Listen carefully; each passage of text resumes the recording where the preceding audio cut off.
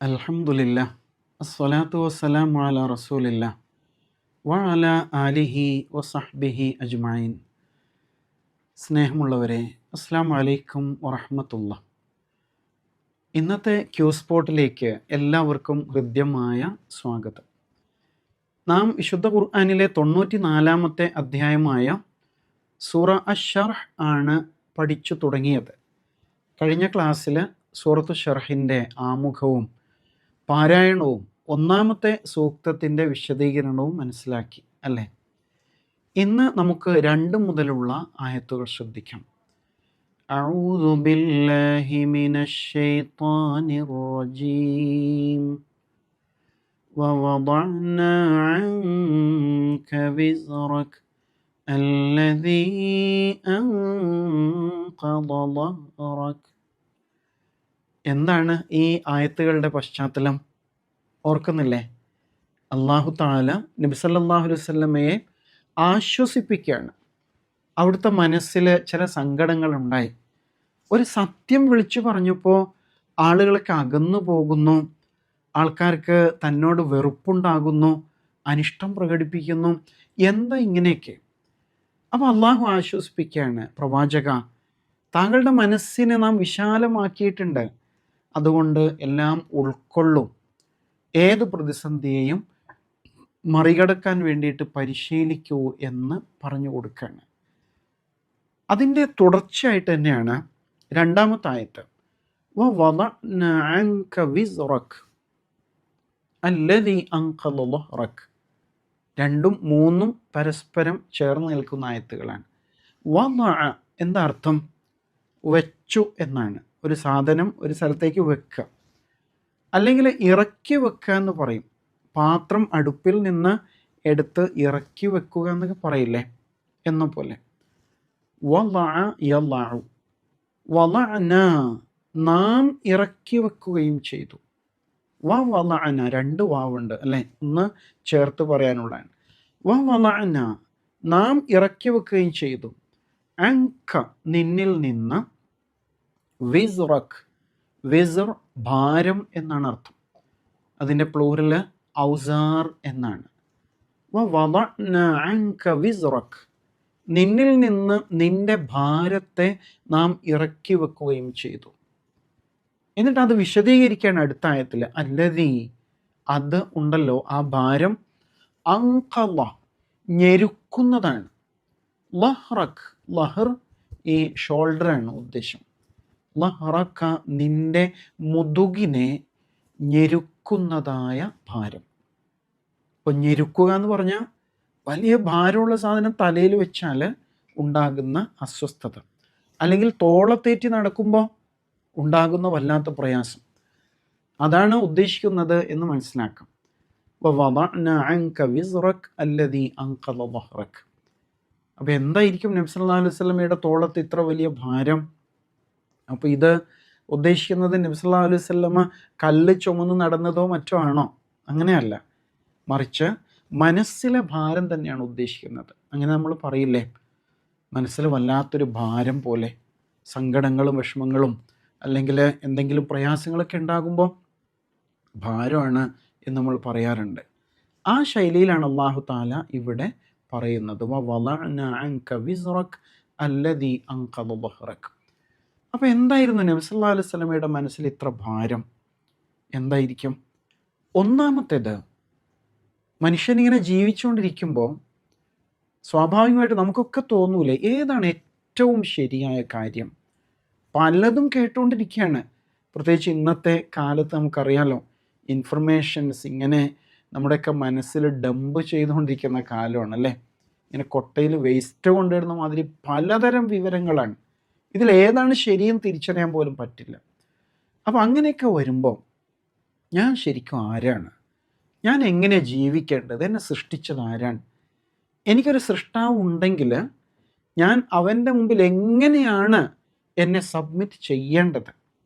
ഇങ്ങനെയൊക്കെയുള്ള ചിന്ത ഉണ്ടാവില്ലേ? നിങ്ങൾക്ക് അങ്ങനെ തോന്നാറില്ലേ? അങ്ങനെ ചിന്തിക്കണം. നമ്മൾ ഉമ്മയും വാപ്പയും എങ്ങനെയാണോ ജീവിച്ചത് അതുപോലെ ജീവിക്കാം. മുസ്ലിമായിട്ട് ജനിച്ച് ജീവിക്കുന്നു, അതുകൊണ്ട് അങ്ങനെ അങ്ങ് പോകാം എന്നതല്ല, സ്വയം ആലോചിക്കണം. ഞാൻ എന്തുകൊണ്ട് ഇങ്ങനെയായി, ശരിക്കും ഞാൻ ആരാണ്, എന്നെ സൃഷ്ടിച്ചത് ആരാണ്, എൻ്റെ ഈ ജീവിതത്തിൻ്റെ എയിം എന്താണ്, ലക്ഷ്യം എന്താണ്, ഇങ്ങനെയൊക്കെയുള്ള ആലോചനകൾ ഉണ്ടാവണം. അപ്പോൾ നബി സല്ലല്ലാഹു അലൈഹി വസല്ലമയുടെ മനസ്സിൽ ഈ ആലോചനകൾ ഉണ്ടായിരുന്നു, ഞാൻ ആരാണ്, എന്താണ്, എങ്ങനെയാണ്. അപ്പോൾ അള്ളാഹു സുബ്ഹാനഹു വ തആല എന്ത് ചെയ്തു, നബി സല്ലല്ലാഹു അലൈഹി വസല്ലമയ്ക്ക് റൂട്ട് ക്ലിയർ ആക്കി കൊടുത്തു. അതിനെന്താ പറയുക, ഹിദായത്ത് നൽകി അല്ലേ.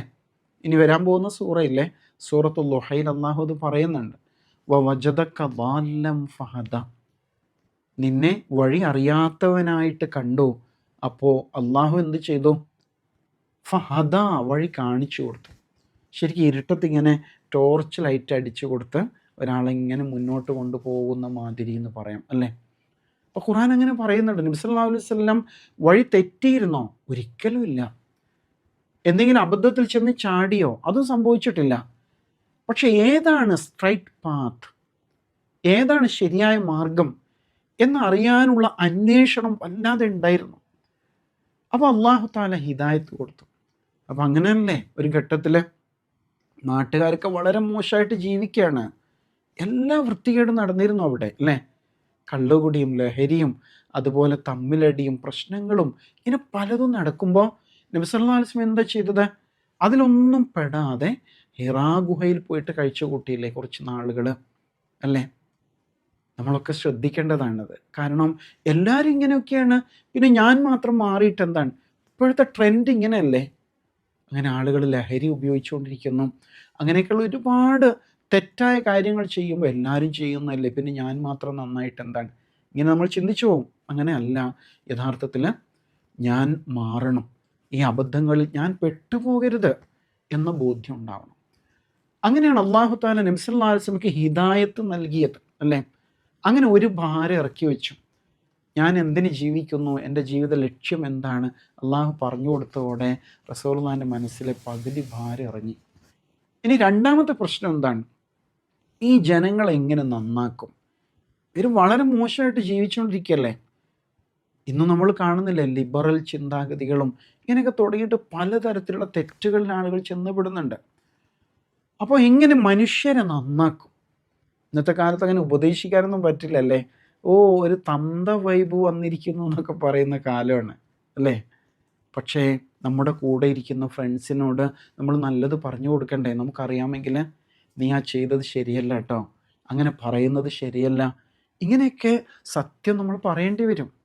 അപ്പോൾ അല്ലാഹു തആല എന്ത് ചെയ്തു, നബി സല്ലല്ലാഹു അലൈഹി വസല്ലമയ്ക്ക് പ്രവാചകത്വം കൊടുത്തു, നബിയെ പ്രവാചകനായിട്ട് നിയോഗിച്ചു. അതോടെ ആകാശലോകത്ത് നിന്ന് നബി സല്ലല്ലാഹു അലൈഹി വസല്ലമയ്ക്ക് വഹി ഇറങ്ങാൻ തുടങ്ങി. ആ വഹീൻ്റെ അടിസ്ഥാനത്തിൽ നബി സല്ലല്ലാഹു അലൈഹി വസല്ലം ജനങ്ങളെ നന്മയിലേക്ക് ക്ഷണിക്കാൻ തുടങ്ങി. ഇപ്പോൾ രണ്ട് പ്രശ്നത്തിനും പരിഹാരമില്ലേ. ഒന്ന്, ഞാൻ ആരാണ്, ഞാൻ എന്താണ്, ഞാൻ എങ്ങനെ ജീവിക്കണം, അതിൻ്റെ ഉത്തരം ഹിദായത്തിലൂടെ കൊടുത്തു. രണ്ടാമത്തെ പ്രശ്നം, ഈ ജനങ്ങളെ എങ്ങനെ നന്നാക്കിയെടുക്കാൻ പറ്റും, അതിന് പ്രവാചകത്വം, നുബുവത്ത് നൽകി. അപ്പോൾ വഹീൻ്റെ അടിസ്ഥാനത്തിൽ ജനങ്ങളോട് സംസാരിച്ച് അവരെ നന്മയിലേക്ക് കൊണ്ടുപോകാനുള്ള അവസരം അള്ളാഹു കൊടുത്തു. ഇതാണ് വവളഅ്നാ അൻക വിസ്റക അല്ലദീ അൻഖള ളഹ്റക, താങ്കളുടെ മുതുകിനെ ഞെരുക്കിയ ഭാരം താങ്കളിൽ നിന്ന് നാം ഇറക്കി വെച്ചില്ലേ എന്ന് അള്ളാഹു തആല ചോദിക്കുന്ന അതാണ്.